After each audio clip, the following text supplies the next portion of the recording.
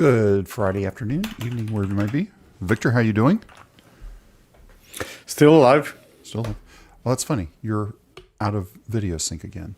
How is that possible? We've got to debug that one day. I don't know. So we're I don't know what's happening. Well, the good thing is that means it's not the camera. Okay, I have breaking news. Breaking news that I just saw come through on X. Hey, if it's new model release, that's not breaking anymore. It's please. not breaking news. Okay, well, before we get to it, my name is Darren. This is Victor, and we're the host of a podcast called DevOps Paradox that comes out on Wednesdays at 6 a.m. Eastern. I'm going to get into it just because I said, why not? Let's follow this. It's not that breaking. This isn't it. AWS disrupted twice by issues linked to the use of Amazon's autonomous AI tools. Autonomous. Don't do autonomous, please. Okay. That's the breaking news. Are we surprised? Not in the least. I'm not surprised. But I mean, the autonomous is good when it's gathering data, right? Not performing any operations. I'm all for it. Yeah. I assume that's not what happened there. No, and the I haven't read all the stuff because I just saw it come through. So anyway, we'll call it breaking news, and I'm sure there will be many things written up about this now that it's come to light. So we'll see. We'll see. Past couple of weeks podcast, we have a lot of news this week, and Victor has to be gone at the top of the hour. So we're going to be getting through this semi-fast today, but there's a couple of things that I thought were pretty interesting. 2 weeks ago we had, forgive me. Why am I drawing a name? It's not like I haven't talked to 20 people since then. We had Evan on from InfluxDB. CEO, but he didn't talk like a CEO. Then we have another one coming up in a couple of weeks, that CEO that doesn't talk like a CEO. It was fun. What does it mean, doesn't talk like a CEO? It talks like a human, like a developer. Okay. Nice. And a little cross promotion here, even though they don't know it and probably don't know it exists.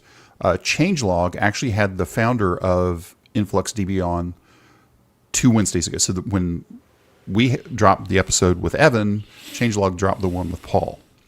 Evan talks about Paul in the episode. Nice. So, hey, Influx got a double hit that week. But anyway, Luigi, good to see you from Cilento? Cilento, probably. Or Cilento, maybe. Okay, I don't. Okay, I did go see a movie on Monday. It came out a few weeks ago called Solo Mio that was shot in Rome and in Tuscany. Again, it was a rom-com. Make fun of me if you want. I don't care. But it was gorgeous. It was gorgeous. The cinematography. Tuscany was the nicest thing I've seen in my life. Nicest thing, no doubt. Yeah. K-Square, good to see you. This week's episode was just me and Victor talking about the assembly line problem. This is basically you throw AI in one place and then everything else goes to pot. Potentially. Yeah. That's what you hope for anyway, right? We're going to speed up this one thing, but nothing else speeds up. Doesn't help us. And then we wonder why it's not making tremendous improvements to our productivity. Yeah. Again, podcast come out on Wednesdays at 6 a.m. Eastern. Did you hear that the guy that created OpenClaw went to OpenAI? Oh, yeah. I mean, It's very hard not to hear it. It's all over, everywhere. Well, I mean, I'm negative to OpenClaw, and I'm also semi-negative to OpenAI, so it makes a good fit in a way. I mean, both are great. It's just not the direction I think we should be taking. It's a bit irresponsible from both are reacting in a way irresponsible, and now it makes it a good fit, though. So there was somebody else that went to OpenAI. You want to take a guess? Okay. Who? Brendan Gregg went to OpenAI. Okay. He was at Netflix. He's a BPF genius. For anything that we know about BPF is thanks to Brendan, in my opinion, and eBPF. So he goes through his whole process of why he left. I don't remember where he was at. He wasn't at he didn't leave from Netflix to go to OpenAI. Again, this is the guy that came up with flame graphs. Well, he didn't come up with flame graphs, but he popularized them, I think. He is a member of the technical staff for OpenAI. This hire will make a lot more impact on OpenAI than the OpenClaw hire. Yeah. I'll leave it at that. And I can, without me having data to confirm that, so I cannot quote anybody, companies like Anthropic and OpenAI and what's not, they were working on something very similar for a while now. It's just, it's a very different criteria used to release something as a company, and you used to release something as individual open source, right?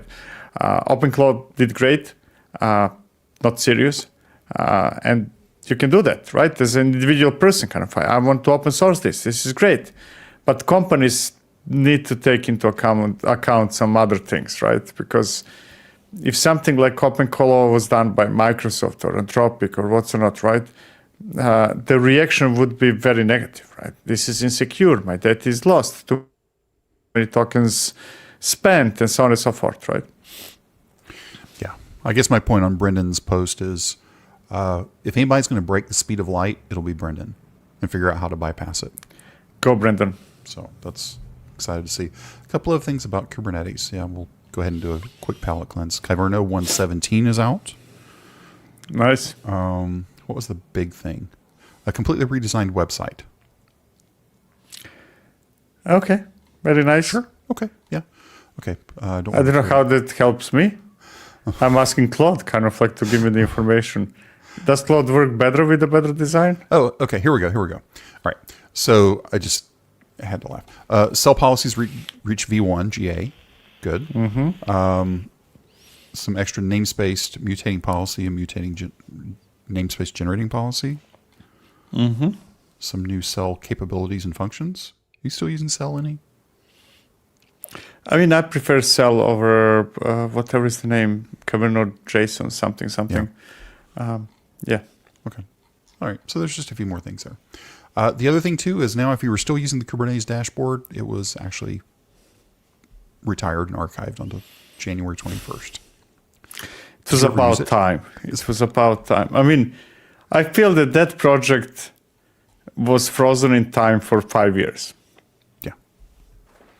And Headlamp is the recommended project now. Yes. Go Headlamp. Okay. Agile Manifesto was 25, just in time for vibe coding to test it. Just an article. Read it. All the links are already down in the show notes. There are so many links today that I had to take out a bunch of the boilerplate because I ran over the 5,000 character limit inside of YouTube with one of the people that actually signed it, John Kern. So I have backstories that I can't talk about. I was not there, but I have other stories. But it's 25. This from nice. I didn't know that this part of Anthropic even existed. It makes sense. They have a red team, and the red team post things they figure out. So this was a couple weeks ago, and this is when 4.6 was released. And it talks about all the different things of how they used 4.6 to find vulnerabilities. And they just walk through it and the tools that they used and everything else. Very cool. I think this is like if you're into security or, the key part here, Opus 4.6 can find meaningful zero-day vulnerabilities in well-tested code bases, even without specialized scaffolding. That tells me something. And those are the things that are very time demanding. I mean, yes. You getting notified that somebody found a risk and then you fix it, that's not a big deal, right? We don't need even AI for that. You figuring out that there is a vulnerability, an unreported one, that's a tough one. That's tough. That's full respect to people working on those things. And not just a vulnerability, a true 0 day. I don't care about vulnerabilities. I care about 0 day. Well, I care about vulnerabilities. I just care more about 0 days. It's like that's when the fire drills begin.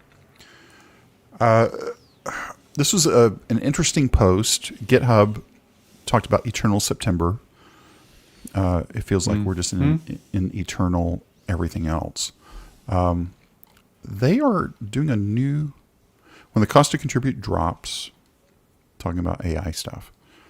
Noise, yes, we're seeing lots of noise. What they're doing in GitHub.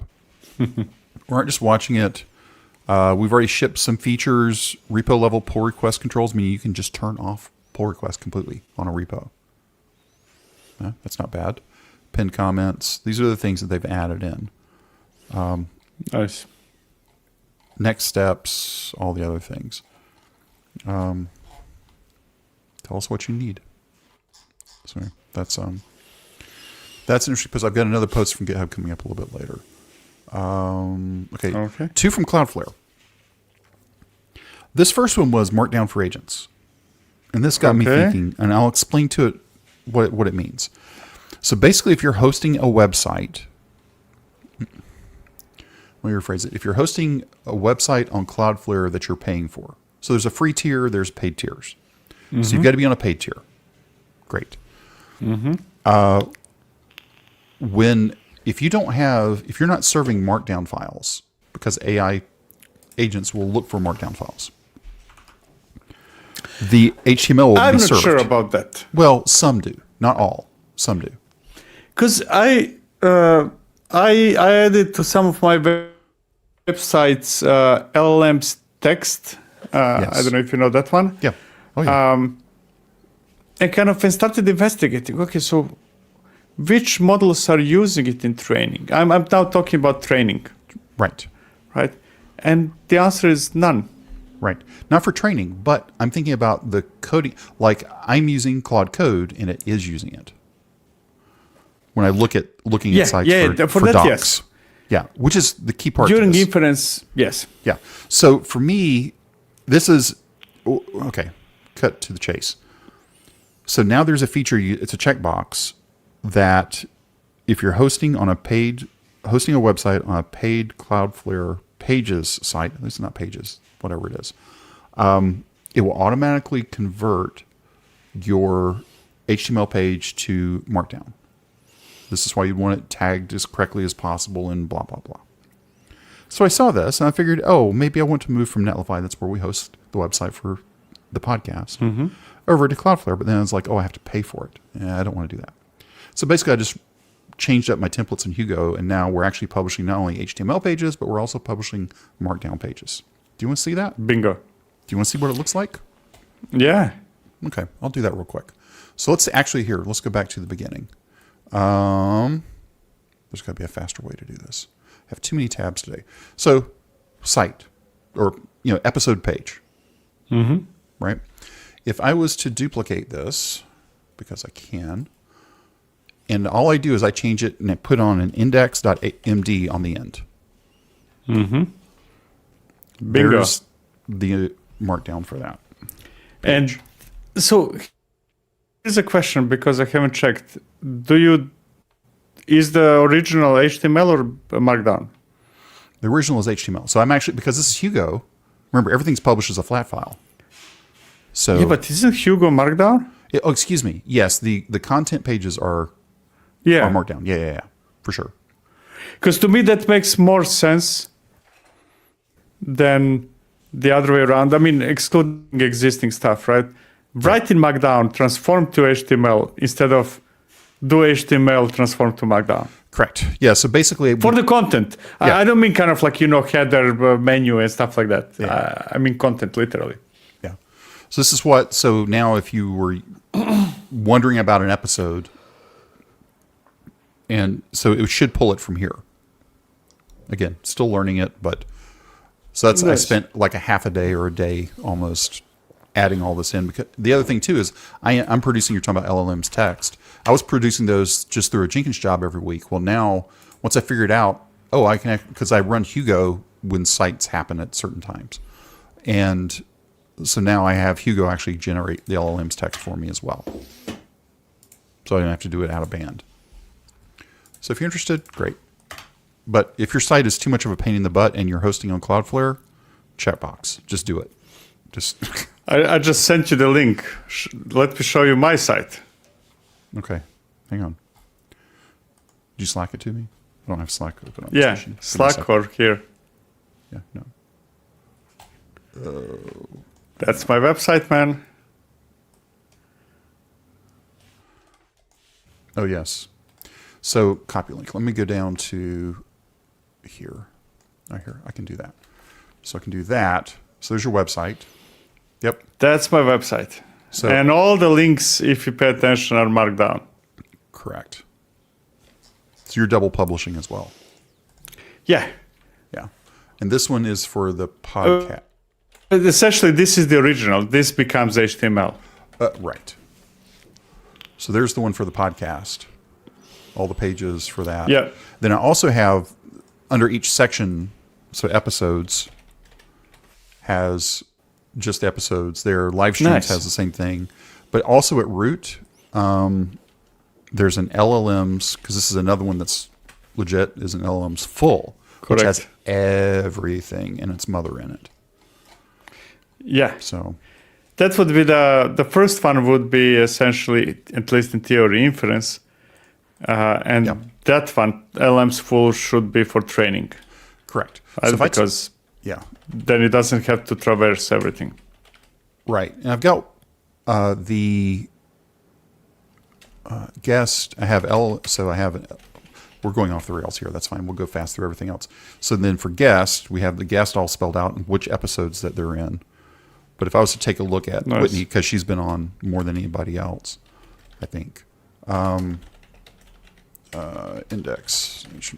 There we go. Links, her bio, and then all the episodes she's been in. So, again, if you're stuck trying to do a website in this world, this is something you consider. If you're using Hugo, it's not a big deal. And I had Hugo help me go through all this. I didn't do it myself. So, anyway. Yeah. I mean, if it's a static website like ours, Yeah. meaning not pulling from a database, not Amazon.com or what's not, just do yourself a favor and write it in Markdown. Yep. And there is like infinite number of options there. Doesn't have to be Hugo. No, but it's the best. I think it's the best. Then also, one more thing that came out today, and you and I were talking about this before we get started. Code mode, they announced code mode back in September of 25. What they're announcing today, they have a new MCP server for the entire Cloudflare API. Now, you and I were talking about this.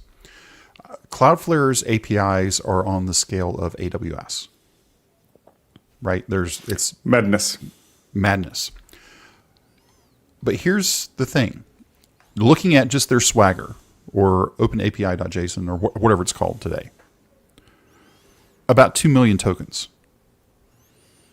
Mm-hmm. But now with this new thing that they have also open source, Code Mode SDK, and also in the Cloudflare Agents SDK, you can get it down to about 1,000 tokens, and there's only 2 tools. Like if you look at native MCP, there's 2,500 tools potentially. That's just insanity. That's yeah.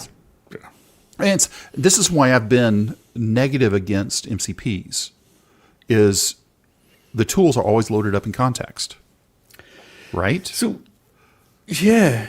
And that's if I'm not needing them, I don't want them. But just 2, I'm okay with just 2. There are different types of MCPs, right?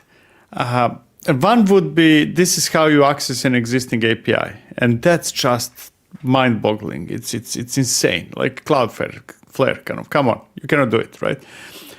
The other thing is that MCP is a server after all. And you might have designed a server to do something specific for agents, right? And behind the scenes, it might be using APIs or access to the database or what's not. But that's a server we designed specifically for agents. And then that's a different story, right? Then MCP is not just a reflection of an API. It's kind of like, oh, you can do this, right? And we're going to process that request internally and do something with it, whatever that something is, right? Cloudflare fits into the first category.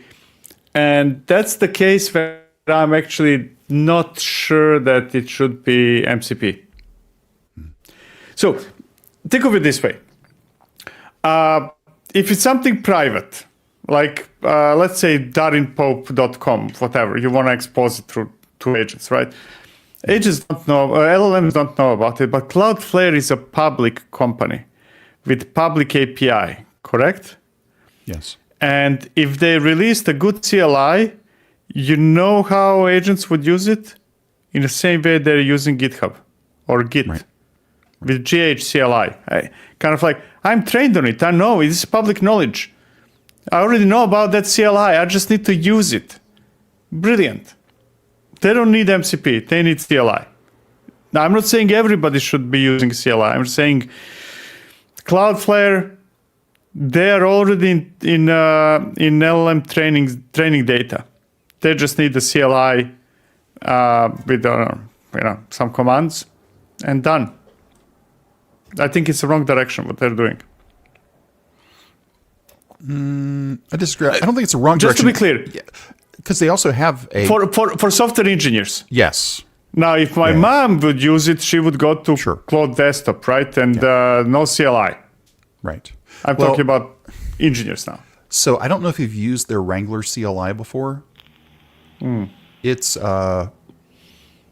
not pleasant. Yeah. But, compared to AWS CLI. Yeah, which is let's say reasonable. AWS, right? Yeah. Kind of like, whatever you ignore now, Terraforms and Crossplanes and Pulumis of the world, right? You want to do something directly in AWS. Do you need MCP? No. No. LLMs know exactly what to do with using AWS CLI. Yeah. Exactly. They're already trained on it.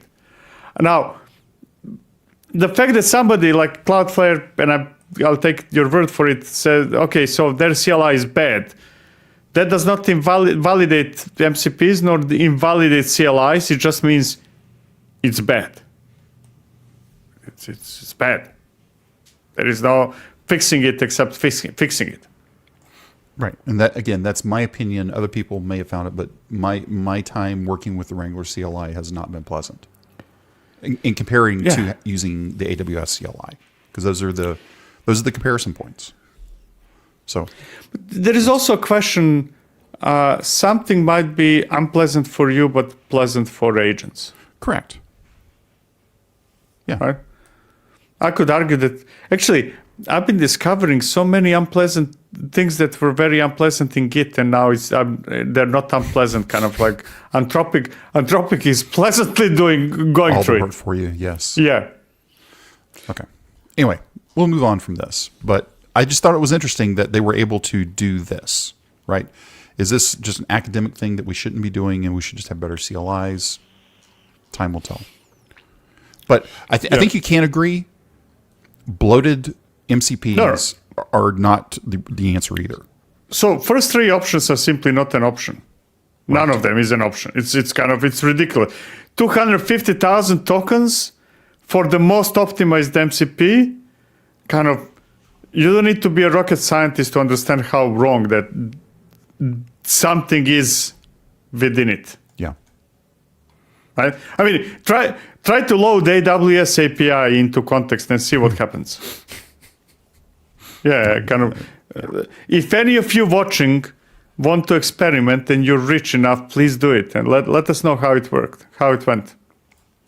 Yeah. We'll go ahead and move on because you've got about 35 minutes left. This was the next thing from GitHub, was the securing the AI software supply chain, blah, blah, blah. Okay. Secure results. So basically, they went through and helped through the GitHub Secure Open Source Fund, secure open source projects that underpin blah, blah, blah. Okay. We all remember Log4Shell. If you don't remember it, you're too young. But anyway, there's programs to where how the fund works. There's 67 projects in the third session, 98 maintainers, blah, blah, blah, all the different things. So if you're just trying to figure out what's going on, they worked on some Rust TLS, Node.js, LLVM, just, these are like sort of core things to how life works on the internet now. You've heard of Node. You probably haven't heard of CPython, but understand that if CPython didn't exist, Python couldn't do what it does today. Okay. And they get into curl and netty and just other. These are all blocks that sometimes we know about, sometimes we don't. So anyway, that was an interesting article. walking through all the different things. Again, we had models this week. Yeah. We had Sonnet 4.6. We also had Gemini 3.1 Pro. New models. New models. It's another week. We have new models. You know, I don't know whether it's me or that's general sentiment. I care less and less. I mean, I will probably start getting interested in new models when some breakthroughs happen. But now, kind of Gemini 3.1, probably it's great. Cool. The one I'm waiting for is the new Haiku. Just because I want to see how far they can take it. It must be coming. I mean, they released Sonnet 4.6 like a month after Opus. I'm guessing that Haiku is coming. Yeah, because, well, no, Haiku or Opus came out on February 5th, and Sonnet was the 17th. So not even a month, yeah. Yeah, 2 weeks. There we go. Yeah, so it'd be interesting to see. It's like Sonnet is, all the models are good. Let's just baseline at that. But I'm really interested in seeing what they can do with the small models, because if I can start offloading a little more work off to my small models, it would help in my burning through my credits in a week. Probably kind of Opus for planning and then Haiku for executing would be a good price-conscious workflow. I've been Opus on planning and Sonnet on development because Haiku was missing some things, and I was having to go back a little too much. But if the new one gets me there, we'll see. The question is, when new models are released, you can say, hey, probably kind of Haiku will be on a level of older Sonnet. But then you get used to new stuff. Yes. And so your criteria changes over time, right? I mean, realistically, if you take any model from last 6 years, 6 months, you can say, hey, any model is better than any other model that we've seen a year ago. Yeah, I agree. A couple of things from YouTube, good grief, LinkedIn. How are you actually using AI agents to code? Here's the answer. I label an issue, walk away, come back to a tester review, merge ready PR. If you want to understand how this works, read the post. I actually like that concept. Just create a PR or create an issue, go off and do it and come back. This one was I'm building software with agents for 18 months. We were talking about 6 months. I mean, if this guy's really been doing it for 18 months, interesting. Bless you. This guy built SpecWrite, AI optimized for done, not correct. I am going through this right now. It's very frustrating. I'm doing everything via specs, more or less. So we built SpecWrite. It's a plugin that enforces spec-driven development with quality gates. So I'm going to look into this. But again, like MCPs, I'm also very leery of plugins because I want to look at it. My favorite, probably the most repeated conversation I have with AI is AI saying, I just ran tests, 5 of them failed, pre-existing issues, moving on. I don't know if that happens to you. Yes, but it's every day. And then I even have a skill so that I don't repeat myself. And skill is basically a text that says, no, all tests passed before. All tests. It must be your fault either by writing flaky tests in the past or messing it up. Don't do it again. I mean, don't do it again doesn't work. Kind of like it. Yeah. Tests are always pre-existing issues. In my case, always. Yeah. Another one here. I thought this was somebody else when I saw the last name because I know a guy with that last name. A Pi coding agent, which I'd never heard of. Have you heard of the Pi coding agent? No, but I'm guessing Python. I don't know. I haven't looked at it yet. Or Raspberry Pi. No, I don't know. I don't know where it came from. Minimal terminal coding agent gives LLMs just 4 tools: read, write, edit, and bash. Again, I'm using Claude Code. I don't need the system prompts number without. It's just telling to me. I think you're saying Pi. They're making the mental leap to Raspberry Pi, so where it's small, but that's about it. But Bash is basically You give access to Bash. So it's everything. It was an interesting write-up because I hadn't heard of it either. You might recognize Pi without knowing it. It's the engine under the hood for OpenClaw. Okay. Whatever. Adam Jacob, the guy behind Chef, now behind System Initiative, they open sourced a new thing called Swamp. Okay. AI native automation. You can get started at swamp.club, which of course is going to redirect because we're doing things. AI automation for hackers. Oh, joyful. Oh, there we go. So, made by System Initiative. I would be surprised that hackers are not the main users of AI these days. Moving on. WebMCP is available for early preview. So this is for Chrome. 2 new APIs, Declarative API, Imperative API. Sure. So what is it? What is it? I don't know. But here's why I know that it's not. So defining these tools, you tell agents how and where to interact with your site, whether it's a booking flight, support ticket, or okay. So you're defining, all right? So so everybody at Google is yay, WebMCP. Then we see this. It's like Playwright feels. Yeah, sort of, maybe. WebMCP is Google's Trojan horse. They want every website to expose their APIs so that Google's Chrome agent can serve your users directly. You do the work, Google gets the relationship. So nothing new. Nothing new. But anyway, this guy's pitching his company of Rover, which is the first embeddable web agent that lives on your site. One script tag, it clicks and fills. If it's a one script tag, it's not living on my site, it's living on Rover's site. But that's a different conversation. But anyway, this is going to be something that may be showing up in people's inbox of, hey, we need to implement this. And you might want to say, okay, do we want to really hand it over to Google or not? I'm not saying it's bad. I'm just saying, just think about it. And there are options, obviously. I mean, if it's your business, then the answer is yes. Oh yeah, that's kind of that's what it is. Yeah. Okay, let's check. Okay, we're still okay in time. Claude. Okay. This is making me rethink a few things that I'm doing. Claude Code has a flag most people skip over -p or -- prompt. Mm-hmm. So you can pass in a prompt. All great things. I can launch it with, he's on a Mac using LaunchD or cron. Who cares?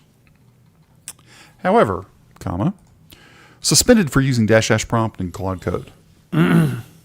Because this guy was using the -- prompt flag. Now there's a very long thing. Because now, if you're using -p, it's considered a terms of service violation.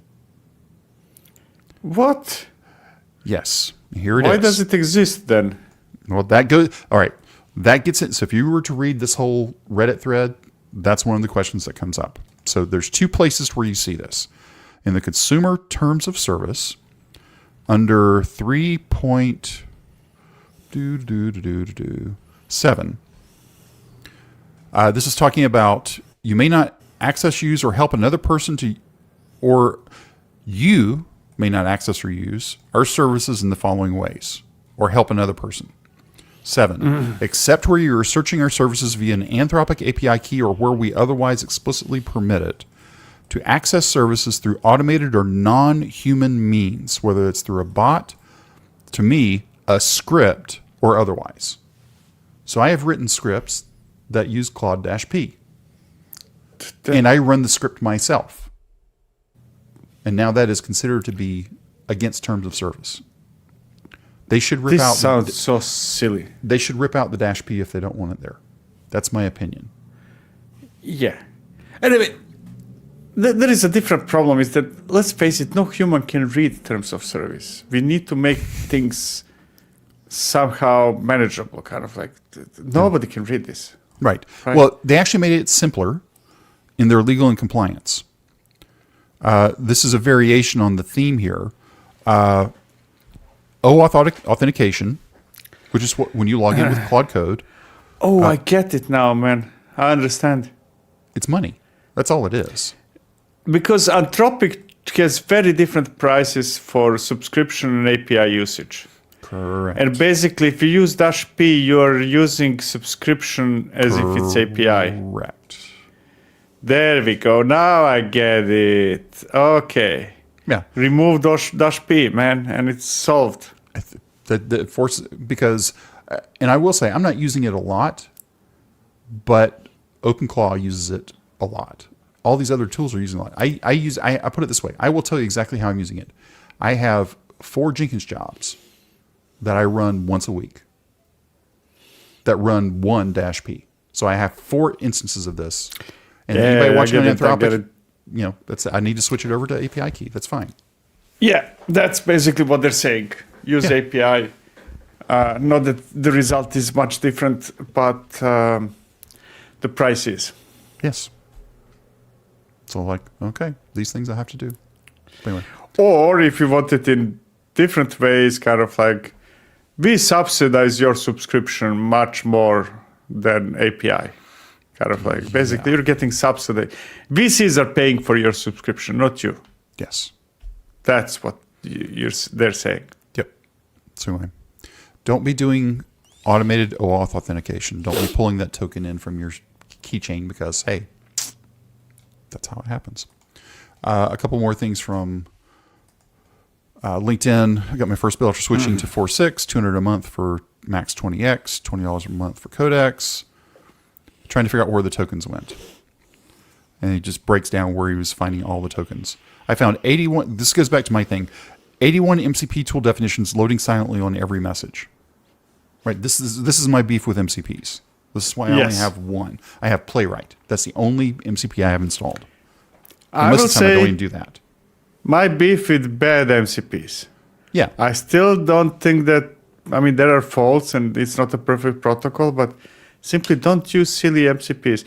I will repeat. So the first MCP in my life that I tried was GitHub. And the first thing that I saw was cursor at that time saying, man, you cannot load this many tools. Mm-hmm. And I was like, you cannot do this. Pick some, right? And then you say, why am I doing this in the first place? Why am I using GitHub MCP?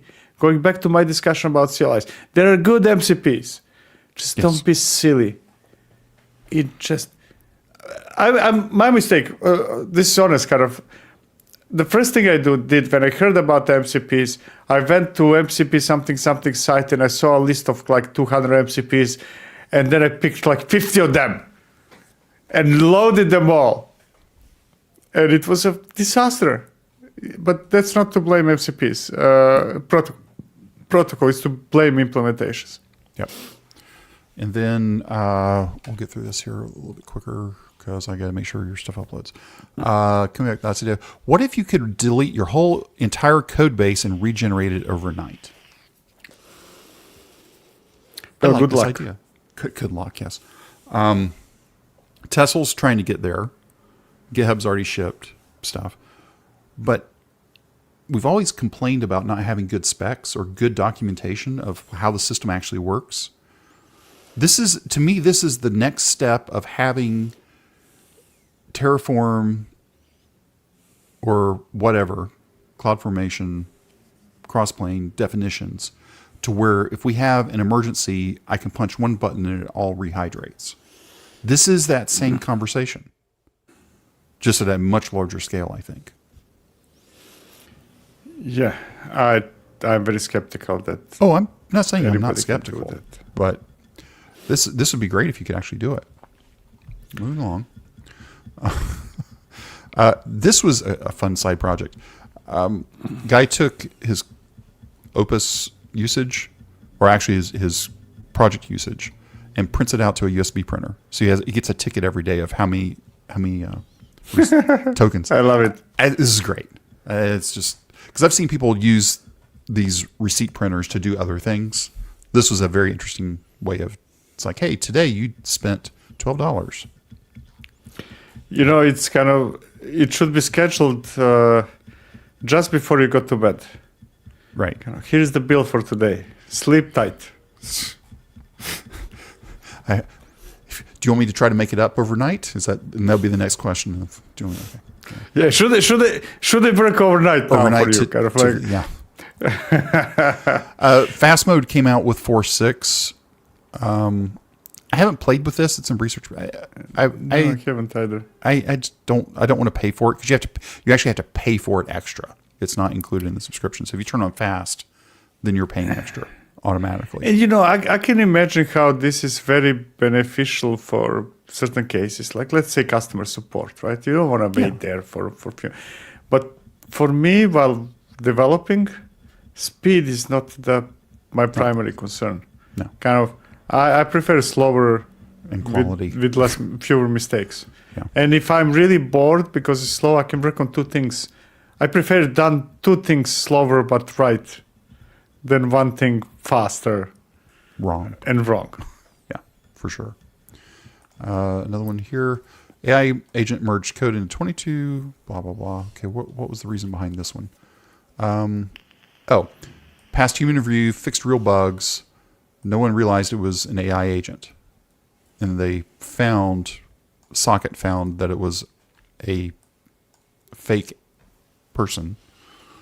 And they compare it to the XZ utilities. Remember when XZ got hacked and the guy had built up cred effectively over time until he dropped in the thing. Well, here it just automatically went in. So this is an interesting post to think about. A handful of tools, trail of bits.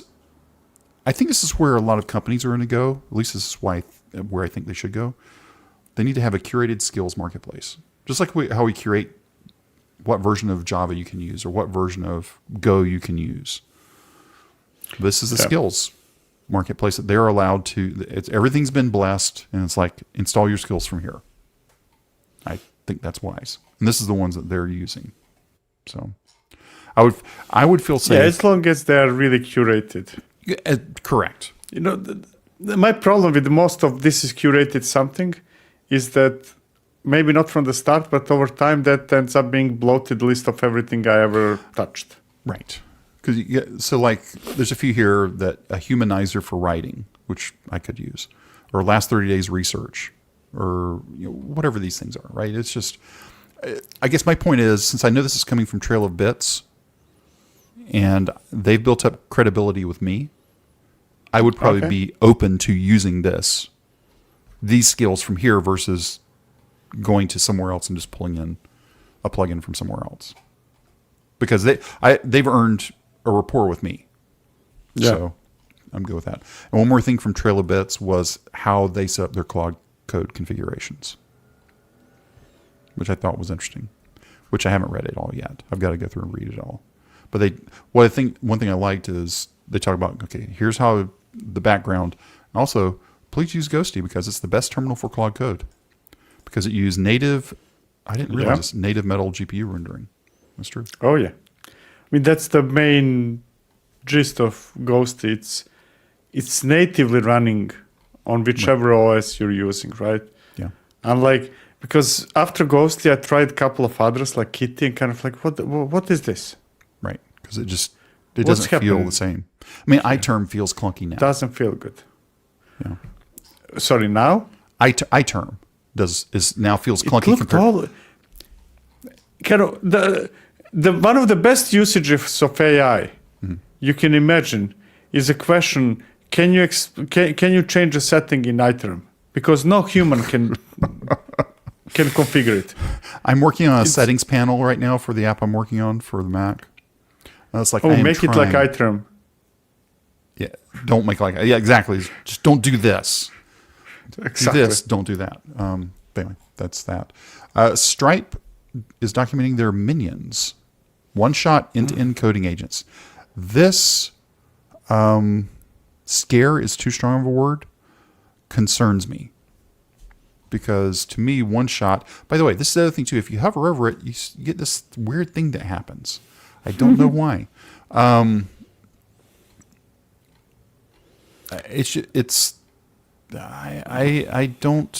don't understand. I don't like the concept of a one-shot development. And I think that we are having now three groups of people in relation to AI. People who say that this is silly, doesn't help at all. AI is a bubble. I think that's very silly. It's proved itself over and over again. But then you have the other two groups of people who do one shot and people who don't. And I will claim that people who do one shot don't know how to write code. Yeah. Right? Because if you do know, you would see what of a mess it did for you in one shot. Yeah. Their core agent loop runs on a fork of Block's Goose, which isn't surprising. Anyway, they're documenting how they implemented it. So this will be interesting to watch. I'll try to make sure I'm finding it or pull it up when it comes back in. But calling it minions. A couple of other tools. No is how I'm saying it. Kernel enforced isolation, immutable auditing, blah blah. Okay. Again, they need to use the humanizer from Trail of Bits to help write this a little bit better. From the creator of SigStore. So what we can see here is security without compromise. I can't remember. I had a write-up on this and I lost it. But you can install it via Brew or Seatbelt. What's the heck is Seatbelt? It is a... I don't know, human-wise, what is this? Let's look at features real quick. Oh, we already did that. Unlike policy-based intercept filters. Oh, I guess this is just telling you what can and cannot be installed. That's my guess. So it should come from SigStore. Hack My Agent. The Hacker's Toolkit for AI agents. Again, it's like, let's see what happens. Okay. This one, Greenlight. If you're writing, this is sort of what I'm dealing with right now. A pre-submission compliance scanner for Apple App Store.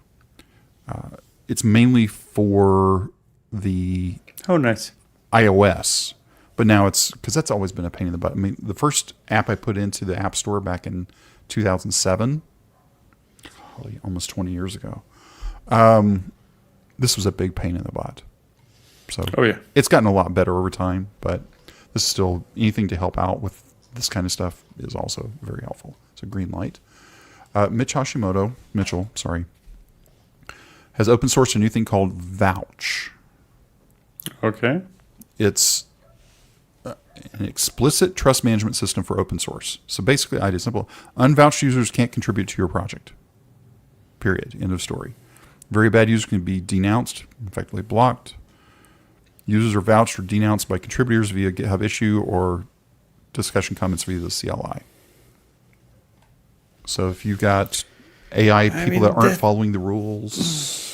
Yeah, but it also it's kind of elitistic. It creates, it elite group of people. My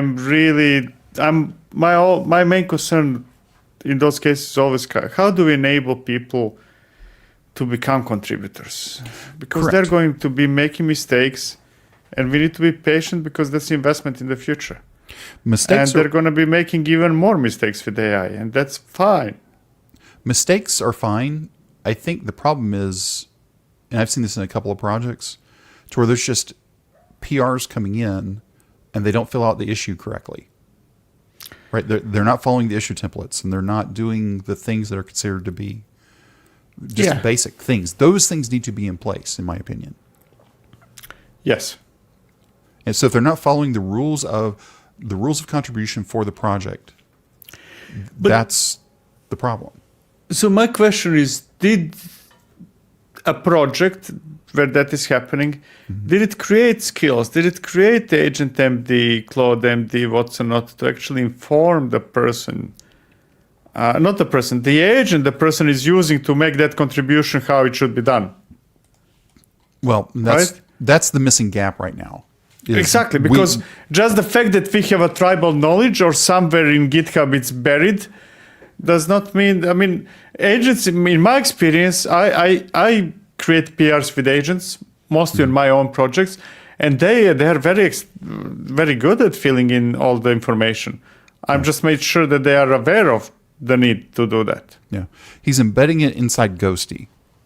So this would be, even if we put it in that middle layer, like what you were just talking about, tools will have to also take this on, which he's always, like I said, already putting into Ghosty as well. So it'll be interesting to see how this plays out.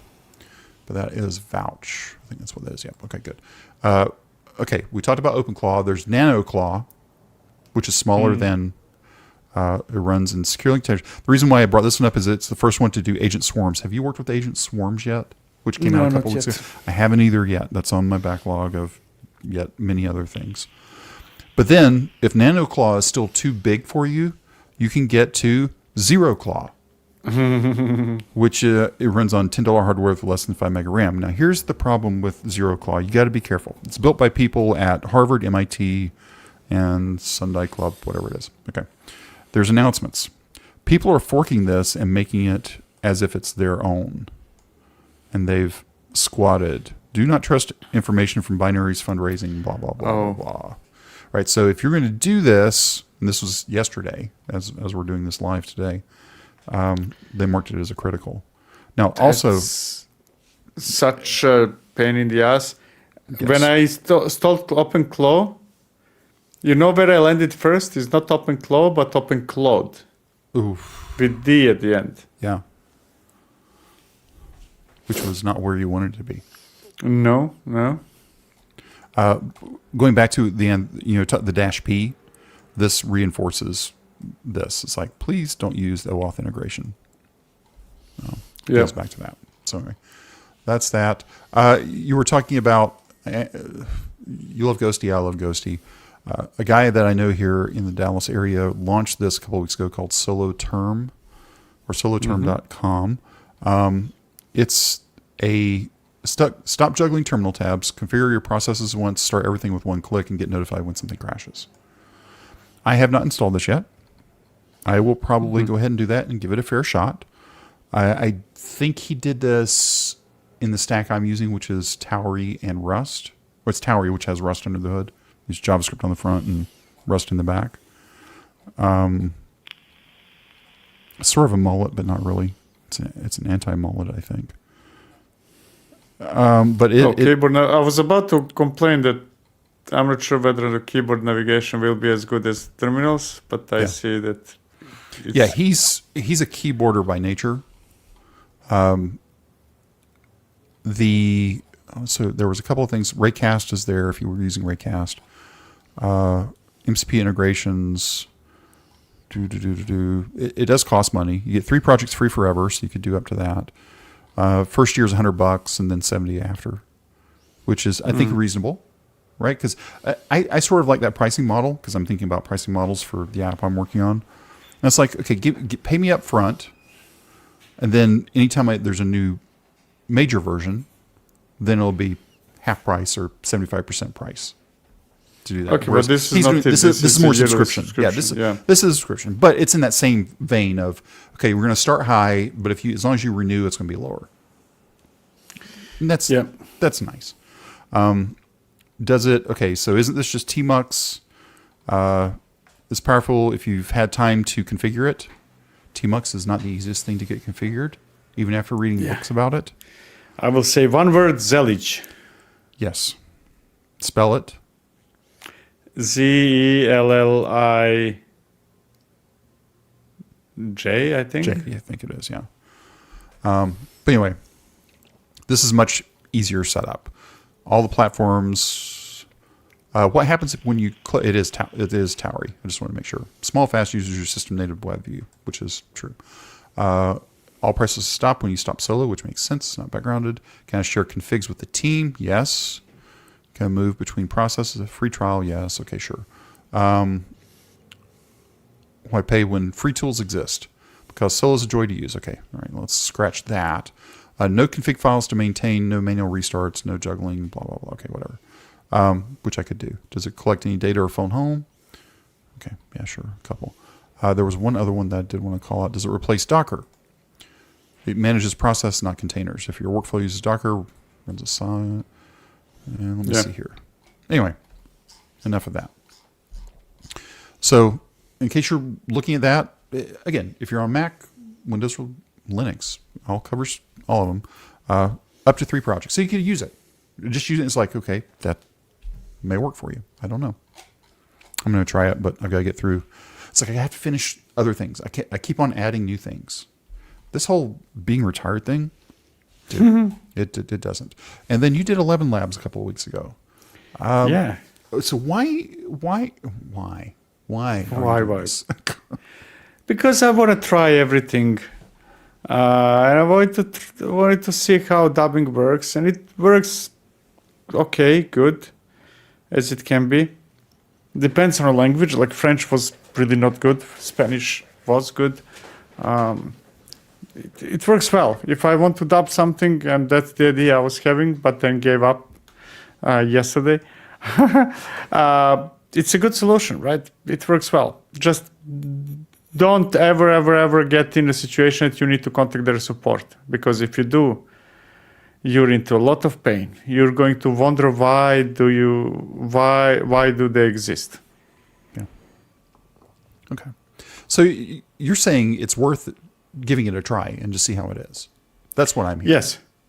Yeah, kind of. I mean, especially if you're creating something. I mean, it doesn't have to be content creator. Mm-hmm. Like for you, it could be dubbed podcast, right? For me, it could be dubbed YouTube videos. For a software company, it could be translations and maybe dubbed responses to your customers, right? You might be working with South America, and then they are not really good with English in general speaking, right? So there are reasons why anybody might want to try it. It's good. It works well. Okay. So we are not here next Friday. I have prior commitments, so we'll take off next Friday, and then we'll be back again in March. So nice short month. I don't know where this year is going already. We're almost 2 months already done. It'll be Christmas before you know it again. There we go. All right. Well, thanks everybody. I know we went through all this fast. All the links are down in the episode description, or the description in YouTube. And I will say, go check out Soloterm. If you don't like it, great. That's fine. At least you gave it a shot. Give him a bump on his analytics. Make him happy. Thanks everybody, and we'll see you again in 2 weeks.